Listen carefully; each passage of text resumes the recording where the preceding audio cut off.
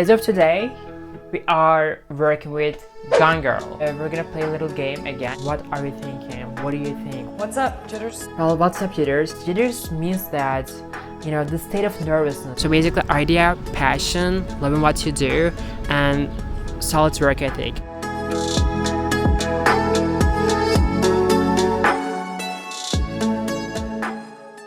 As of today, we are working with Gone Girl. There are a lot of things, obviously, I want to share from Gone Girl, and I'm going to share every single thing, every single important expressions, whatever I learned, I'm going to share with you guys, okay? Also, we're going to play a little game again. I'm going to talk about what word I remember from where, which word I remember from where, like how I remember words, how I keep those words in my mind, in my head, so that you can get a better insight into my whole English learning process. Anyway, so first things first, I'm gonna watch the first 15 minutes of the Gone Girl while I'm having my breakfast, and then we're gonna get to practicing.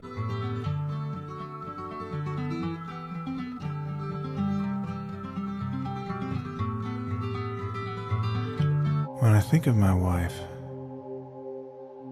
I always think of her head. When I think of my wife, I always think of her at the primal questions of any marriage. What are you thinking? What do you think? How do you feel?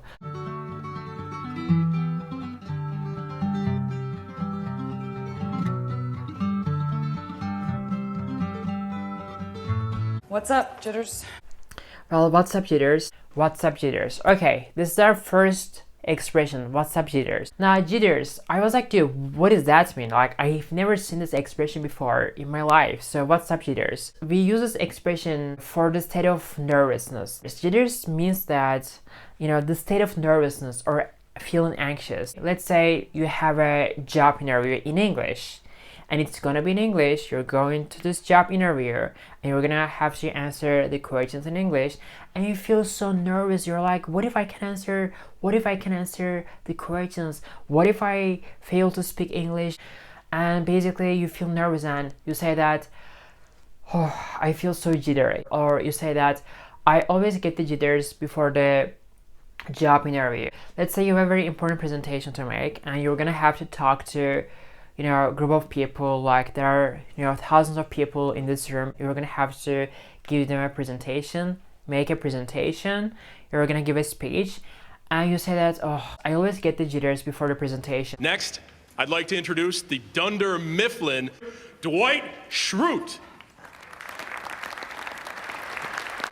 You might attract some desperate characters. Good. I mean, the Amish are on a room sprinter.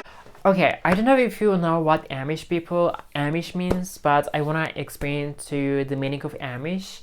Amish people are this like very religious group who live in America, especially majority of them live in Pennsylvania. They basically migrated to America, United States, by the end of 17th century from Germany and Switzerland. They are very religious people. They dress simple and plain. They don't use any technological tools like phones or cars. By not using phones or any other technological tools, they basically try to avoid any modern world interaction. So basically they try to maintain their lifestyle by not using any technological tools or not interacting with the modern world. Okay, What type are you? Corn-fed, salt-of-the-earth Missouri guy. Missouri. what type are you? Corn-fed, self-to-earth Missouri guy. Corn-fed, self-to-earth Missouri guy. Guys, I had no idea what corn-fed meant, what salt of the earth meant, or I had no idea. Like, I was like, dude, what are they talking about? Like, this is a different language, I don't get it. I noticed something while I am practicing with Gone Girl. I get more and more familiar with the American culture. For instance, salt of the earth, what does it mean? It means you are very genuine, very honest, very trustworthy, and reliable, and friendly, very kind person. So if someone calls you that, you are very down to earth, okay? You're a very kind, nice person. You're salt of the earth, okay? And the corn-fed is a very American expression, American word. We're using this word corn-fed for American people who live in Midwestern America. For those of you who don't know where Missouri is a state in the Midwestern region of United States, okay? The people who come from Midwest of America are called corn-fed, and they're coming from the rural areas of America. They're firmly rooted in their community or upbringing. I want to play a little game with you guys. What I'm gonna do is, in the first 10 minutes, in the first 15 minutes of the Gone Girl, there are words, there are sentences that I practice with today. I'm gonna explain how I remember words. For instance, you know, when I talk, when I hear people talk, let's say someone says impressive, someone says attractive, and in my mind, in my head, when I speak or when I hear words, every single word has a story in my head. And by doing this, by playing this game with you guys, by showing you guys like, okay guys, you know, I remember this word from this film or this movie or this YouTuber or this story. I want you to see and understand how I learn words, how I improve my speaking skill, and how every single word has a story in my head. For instance, our first word is furious. That came fast and furious. That came fast. And furious. Anytime I hear this word furious, I remember it from House of Cards. You should be angry. I'm livid. You should be angry, I'm livid. Anytime someone says angry or furious or livid, I directly remember the scene from House of Cards, because 4 years ago, yes, I guess 4 years ago, I was learning English with House of Cards. Furious, livid, and angry, they have the same meanings, but the difference is, the thing is, you might be angry, okay? But if you're too angry, if you are extremely angry, you can say, I am furious, or you can say, I am livid. If you're livid, if I am livid, that means I am extremely angry. Livid, furious, and angry, they all have the same meanings, but the thing is, when you say I am furious or I am livid, that means you are extremely angry, okay? You can say I'm so angry, or you can say I'm livid, okay? I'm so fucking angry. The other word is gorgeous. I met a boy. A great, sweet, gorgeous, cool-ass guy. I met a boy. Great, sweet, gorgeous, cool-ass guy. Gorgeous. I directly remember it from Friends, from the time where I was practicing with Friends. Rachel says, you know, gorgeous. And I was looking at this gravy boat. This really gorgeous Limoges gravy boat. Out of bullshit. Never with you. Ha ha. No, I mean it. Even I remember this, even basic sentence, even basic line, I mean it. From Friends, from the time when I was practicing with Friends. Okay, look at it, guys. I know we both said some things we didn't mean, but that doesn't mean we still don't love each other. I mean it. I remember it from Friends. But for instance, if you say you're a so mean person, I remember it from Kennedy. Any French people, please don't be mean to me. You know what I mean? So in not only every single word, but every single different meanings of words also has a story in my mind. So the other thing is, Whose beer am I about to drink? whose beer am I about to drink? Whose beer am I about to drink? That's another expression where I remember Monica says, whose ball of paper is that? Whose little ball of paper is this? Whose little ball of paper is this? You might be like, Arsen, how do you remember those basic words? Each single one of them, how do you remember that? Because I practice with the scripts.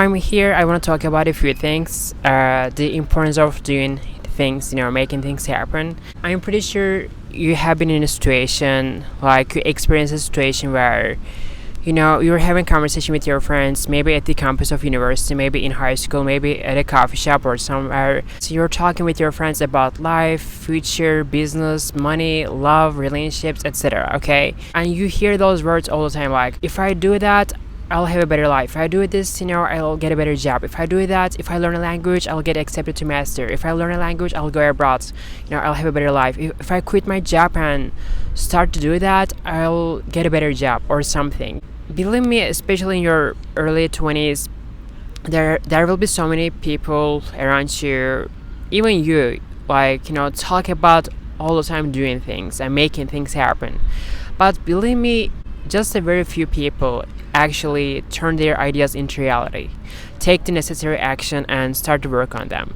Now the thing is, when it comes to turn our ideas into reality, taking the necessary action and making our dreams come true, or at least chasing our goals or dreams, we fear of the unknown future. We always think about the what if it doesn't work, what if I fail. The biggest misconception that we have, when we want to achieve something in life, we expect to get the result as soon as possible. We expect to succeed in whatever it is that we want to achieve in life. You expect to be very successful as soon as possible without failings. But the point of starting, the point of doing things, the point of acting on your ideas is just failing many, many times. If you embark on a journey where you expect to get what you want as soon as possible, that you will end up probably giving up and you will end up with a bunch of disappointments. This is why loving what you do, loving what you do with passion is so important, so that when you feel down, you don't give up. You still, have the motivation to keep going. And the other thing is self-discipline, because self-discipline is the essence of this progress. Let me give you an example. Right now I have a YouTube channel. I love making YouTube videos a lot. Like, I really truly love practicing English every single day, speaking English, coming up with new video ideas and making YouTube videos. Like, it excites me. I really love doing it. But at the same time,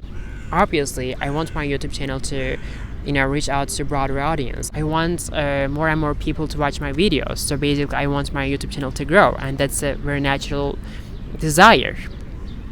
Now if you think about it, like, I put a lot of effort into my videos. Like, even like editing one video takes me approximately 25-30 hours a week. So I put time and effort and energy into my videos, and there's a possibility that I can make tons of videos and my YouTube channel might stay where it is right now. But at the same time, on the other hand, there is this possibility where everything might work out and I can get what I want in the end. So instead of thinking about the negative results or possibility, I just focus on doing things and making things happen. I have a dream, I have a goal, I have an idea, I love what I do it with passion, I have a work ethic, and that's it. I'm just gonna focus on right now, I'm just gonna do it, and that's it. And the other thing is that I always keep in my mind, I know that failures are very important and essential and vital and crucial part of the progress. Like, in order to make a progress, in order to get what you want, you need to fail many, many times. And I always focus on doing things, and so that I can fail, so when I see that it doesn't work, then I can come up with another idea, so that I can always put something on it and keep improve myself. So don't be afraid of failing. Like, you learn a language, okay, you learn English. When you get the feeling like, oh, I'm not making progress, or I'm not speaking English good enough, I'm working but it doesn't work, don't be afraid of this feeling. Just keep practicing, keep working on it, keep trying to figure out a way of doing things better. So basically, idea, passion, loving what you do, and solid work ethic, combine those things and keep working on it. And don't be intimidated by the failures, because you need to understand that failures are so valuable for your process and progress, okay?